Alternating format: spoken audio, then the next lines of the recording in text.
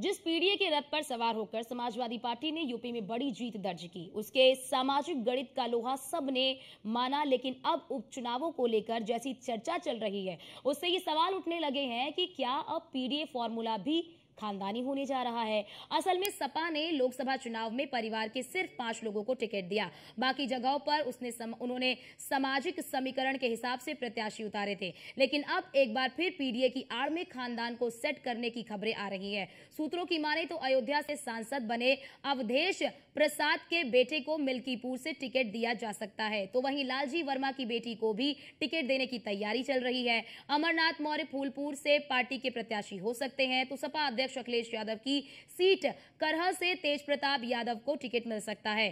करहल, मिल्कीपुर, कटहेरी, कुंदरकी, गाजियाबाद, खैर, मीरापुर, फूलपुर, मझवा और सीसामऊ सीटों पर उपचुनाव होना है, जिसमें करहल, मिल्कीपुर, कटहेरी और कुंदरकी, सीतामऊ सपा की सीट रही, तो गाजियाबाद, खैर, फूलपुर पर बीजेपी का कब्जा रहा।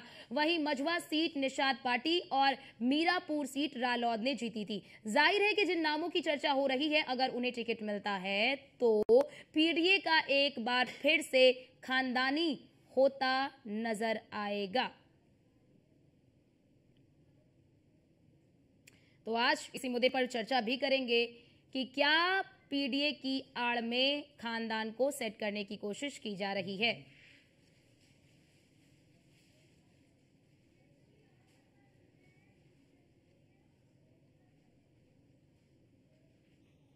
और आज इसी मुद्दे पर चर्चा करने के लिए हमारे साथ खास मेहमान जुड़ चुके हैं। आपका तारुफ करा देती हूँ। श्रीकांत मिश्रा हैं, नेता हैं बीजेपी के, पूजा मिश्रा नेता सपा, और आलोक द्विवेदी पॉलिटिकल एक्सपर्ट के तौर पर हमारे साथ थोड़ी देर में ही जुड़ेंगे। आप सभी का बहुत स्वागत है।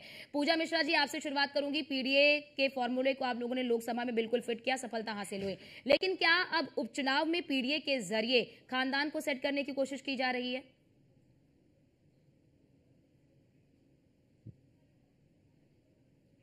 पूजा जी, आवाज आ रही है आपको? तो शायद पूजा जी तक आवाज नहीं पहुंच पा रही है। श्रीकांत मिश्रा जी, आपका रुख करना चाहूंगी कि पीडीए का फॉर्मूला काफी फिट रहा, काफी सफल रहा, और अब उसी पीडीए को फिट करने की तैयारी में सपा उपचुनाव में भी है। क्या आपको लगता है कि यहां पर आपके लिए चुनौती खड़ी होगी, और क्या आपको लगता है कि जो बीजेपी की सीट है उसे भी सपा जीत ले जाएगी? अर्चना जी, ये बिल्कुल नहीं हो पा। समाजवादी पार्टी के जो पीडीए है वो अभी दिख जाएगा इस चुनाव में कि परिवार के लोग आगे आ जाएंगे।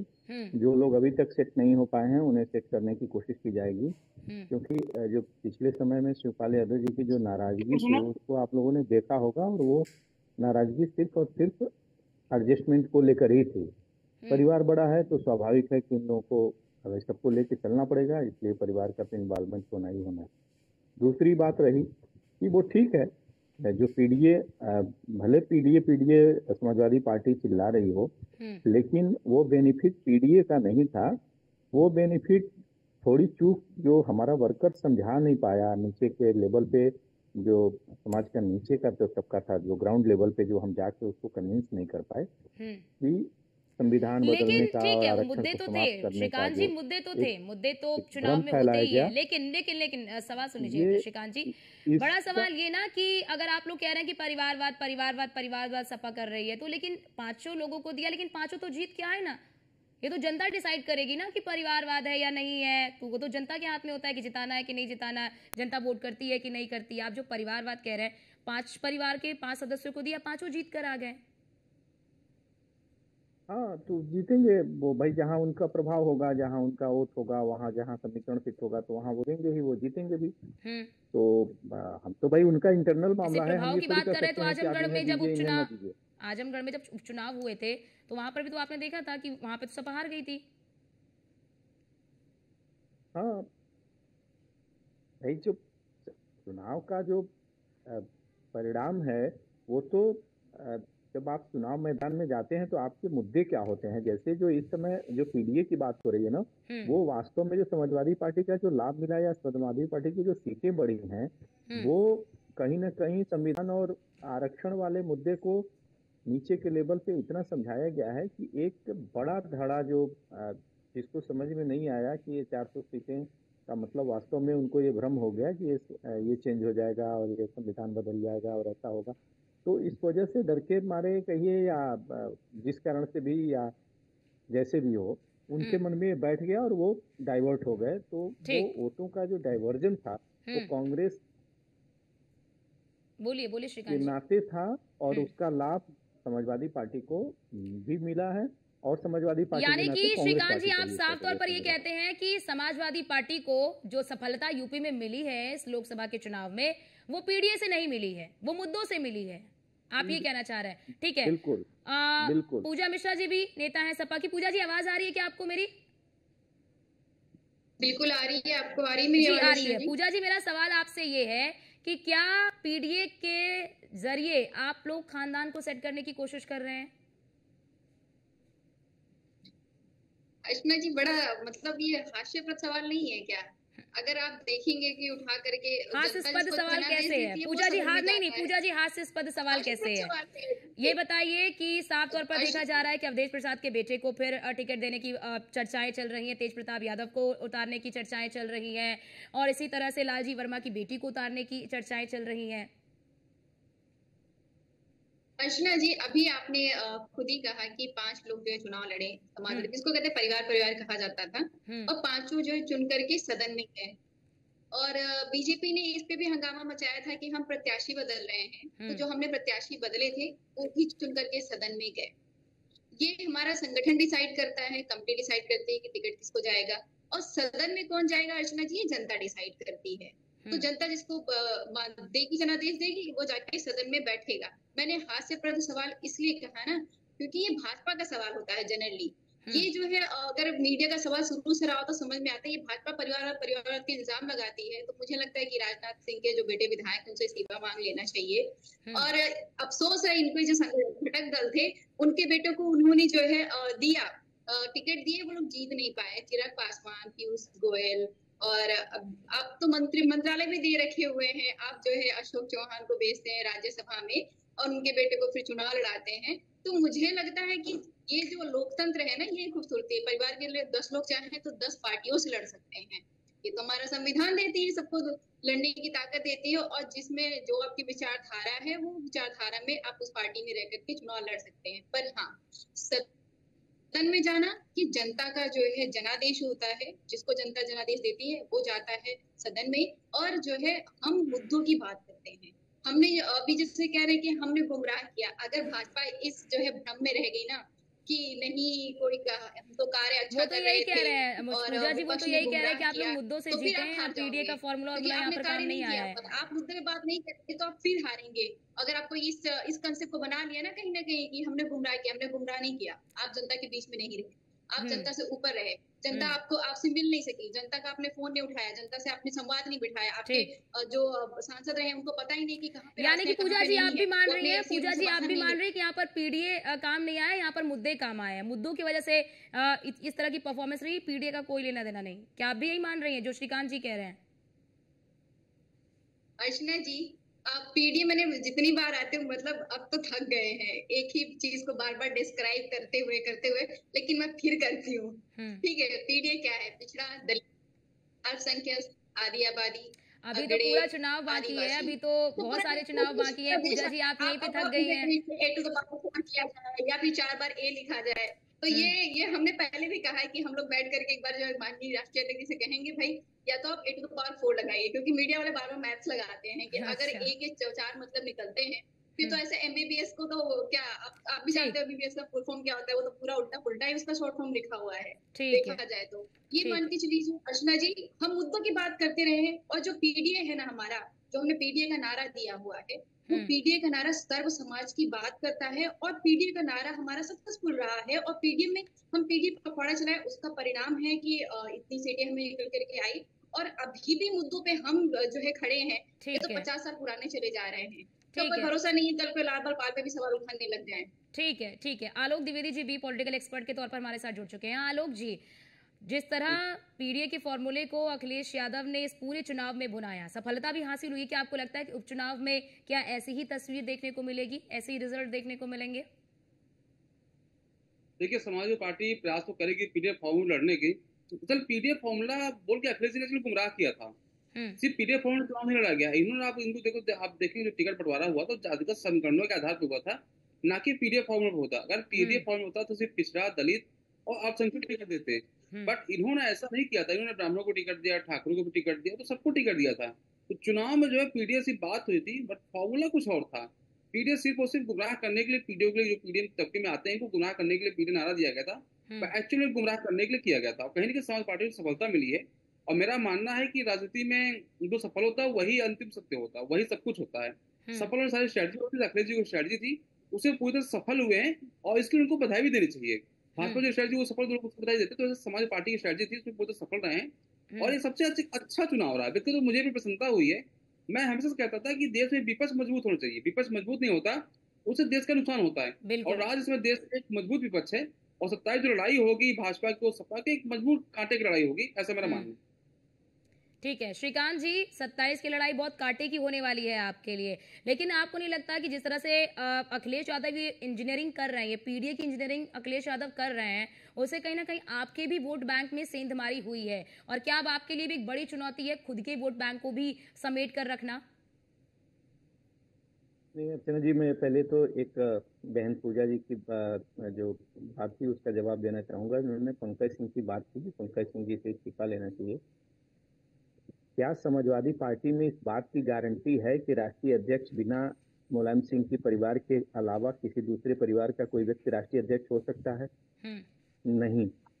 लेकिन भारतीय जनता पार्टी में इस बात की पूरी गारंटी है, और गारंटी ही नहीं, ये तय है कि जेपी नड्डा जी का बेटा भारतीय जनता पार्टी का राष्ट्रीय अध्यक्ष नहीं होगा, राजनाथ जी का बेटा भारतीय जनता पार्टी का राष्ट्रीय अध्यक्ष नहीं होगा, क्योंकि दोनों दो परिवार से आते हैं।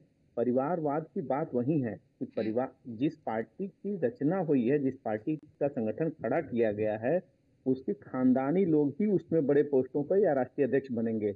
आप इस बात से कोई इनकार नहीं कर सकता, क्योंकि जो भी पार्टी बनाता है, अब उद्धव ठाकरे जी, बाल ठाकरे जी के बाद हुए, शरद पवार जी ने अपनी बिटिया को, सुप्रिया सुले को लाया। आप देखेंगे बिहार में आरजेडी की स्थिति आपने देखी होगी। एक बात, ये परिवारवाद की बात ही हो रही थी, ठीक।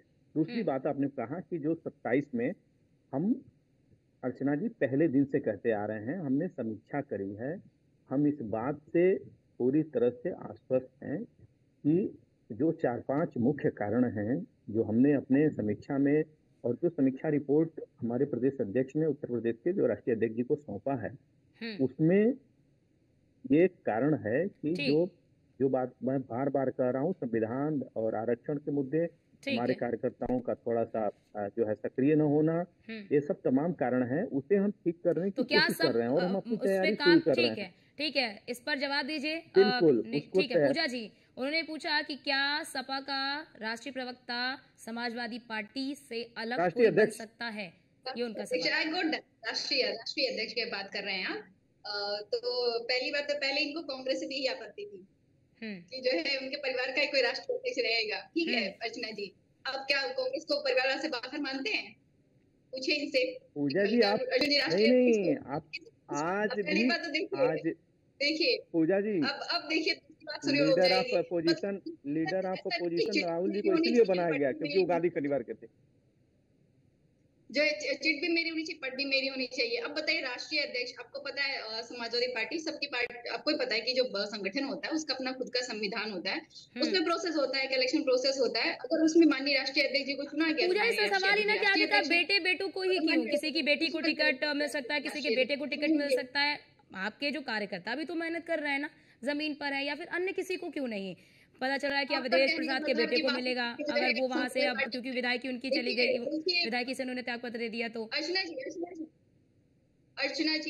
जी मेरी बात सुन लीजिए। आप सही कह रहे हैं, हमारे यहाँ परिवारवाद है। जो 62 की 62 सीटें थी ना उत्तर प्रदेश में, जिसमें समाजवादी पार्टी ने चुनाव लड़ा, पूरे समाजवादी पार्टी का परिवार चुनाव लड़ा था। हमारे यहाँ बहुत तगड़ा परिवार है। ये 62 प्रत्याशी समाजवादी पार्टी के परिवार है, और जो 37 जो है सांसद चुन के गए हैं वो भी समाजवादी पार्टी के परिवार के ही है, कोई बाहर का नहीं है। और सब समाजवादी पार्टी के परिवार के लोगों ने ही चुनाव लड़ा, और उन्हीं में से जिसको जनादेश मिला वो सदन में जाकर के बैठे हुए हैं। नहीं, आप अगर अगर आप जिसको कैंडिडेट बनाएंगे तो भाई जनता तो उनको ही देंगी ना। जनता तो पूजा जी, अगर आपने जिसको भी कैंडिडेट बनाया, अगर जनता वहां पर वोट करने जा रही है, जो कैंडिडेट होगा उसी को तो देंगी ना जनता वोट। जनता के हित की तो लड़ाई लड़ेगा अर्चना जी, उसको वोट करेगी। ठीक है, जनता अपने हित की बात करती है। जनता को फर्क नहीं पड़ता है कि आप कहाँ से आ रहे हैं, कैसे आ रहे हैं। जनता जनादेश उसको देती जो उनकी हित की बात करे, जो उनके लिए कार्य करे। इनकी यहाँ पे सरकार थी 7 साल तक, जो है उत्तर प्रदेश में बात कर लूं तो यहाँ पे इनको जब चुनाव में परिणाम आया, नेगेटिव आया, इनके विपक्ष में आया, तब जो है माननीय मुख्यमंत्री जी पता लगा रहे हैं कि कितनी जो है लंबित भर्तियां हैं। ठीक है, ये पहले पता क्यों नहीं लगाया गया? जब सदन में बातें उठाई जा रही थी तब क्यों नहीं पता लगाया गया? ठीक है। अब माने या ना माने, धरातल पर कार्य नहीं हुआ है। जनता आपको इसका जवाब दे रही है। और उपचुनाव हो चाहे आने वाला चुनाव हो, अगर आप इस कंसेप्ट के साथ आगे बढ़ेंगे कि विपक्ष ने गुमराह किया, तो आप ये मान के चलिए कि आप बहुत गलत कंसेप्ट में जा रहे हैं। आप कह रहे हैं कि आपके कार्यकर्ताओं ने कार्य नहीं किया, तो अगर आपके पास में ये रिपोर्ट पहुंचा रहे हैं कि कार्यकर्ताओं ने कार्य नहीं किया, तो ये भी गलत पहुंचा रहे हैं। ये भी कार्य सही से नहीं कर रहे हैं। आप ये मान के चलिए, आपको जनता के बीच में कार्य करना पड़ेगा, वरना फिर जो है जनता आपको ऐसे जवाब देती रहेगी। जनता को गुमराह ना आप कर सकते हैं, ना हम कर सकते हैं। ठीक है, श्रीकांत जी आप कुछ कहना चाह रहे हैं, बोलिए, उसके बाद मैं आलोक जी के पास आती हूँ। श्रीकांत जी आप कुछ कह रहे हैं। का जो कहना है कि जनता को गुमराह नहीं किया गया, ये बात एकदम, ये माने न माने पूजा जी, लेकिन ये बात एकदम फैक्ट है। मीडिया में भी आ चुकी है और तमाम सारे चैनलों पर या अखबार में आपने देखी होगी, रिपोर्टिंग भी देखी होगी कि किस प्रकार से आम जनता में नीचे ग्राउंड लेवल पे जिस प्रकार से संविधान को लेकर वो सारी चीजें, उसका एक बड़ा परिणाम रहा। और जो आलोक जी ने कही कि जाति, कई मुद्दे रहे श्रीकांत जी, आपको लगता है कि आपकी कमी है? हाँ, वहाँ पर आपको सही करना चाहिए था। मैं तो बार बार ये मैं कह रहा हूँ अर्चना जी, किया ना, ये तो आप लोगों की कमियां मैं बार बार कह रहा हूँ कि ये हम अपनी कमियां सुधारने की कोशिश कर रहे हैं। जो हमसे फॉल्ट हुआ है हम उसको सॉर्ट आउट कर चुके।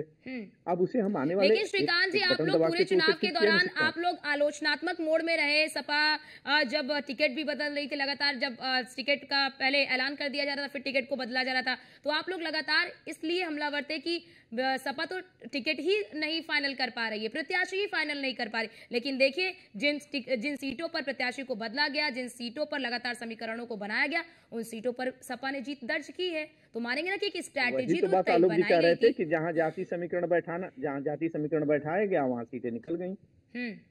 यही बात तो आलोक जी कह रहे थे कि कहीं ना कहीं पीडीए, जो आप पीडीए पे बात कर रही थी आलोक जी, यही तो कह रहे थे कि जाति संतुलन बैठाकर, वो पीडीए नहीं था, वो जाति संतुलन बैठा करके और अपना प्रत्याशी सेट किया गया, उसका परिणाम निकला, उनको सफलता मिली।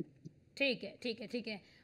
समय की कमी है। आप सभी का बहुत शुक्रिया हमारे साथ जुड़ने के लिए और अपना पक्ष रखने के लिए कि आखिरकार क्या पीडीए में खानदान को शिफ्ट करने की कोशिश की जा रही है। लेकिन